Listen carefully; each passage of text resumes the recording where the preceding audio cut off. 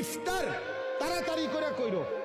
আল্লাহর নবী বলছে উম্মত সেহরি দেরি করে খাইও, মানে কষ্ট যাতে না হয়। ইফতার করো তাড়াতাড়ি, যাতে সময় হইছে সাথে সাথে ইফতার করো, এর মধ্যেই বরকত। সাহারি দেরি করো, যেন লাস্ট টাইমে নিয়ে খাও, কোনো অসুবিধা নাই, যাতে করে তোমার কষ্টের মাত্রাটা কম হয়। মানে সব মিলাইয়া রব্বুল আলামিন চেয়েছেন আমার বান্দার যেন আরাম হয়, কষ্ট না হয়। ইউরিদুল্লাহু বিকুমুল ইউসরা ওয়ালা ইউরিদু বিকুমুল উসরা। একদিকে তো সহজ করার জন্য এত ব্যবস্থাপনা করেছেন, আবার আরেক দিকে নেকি।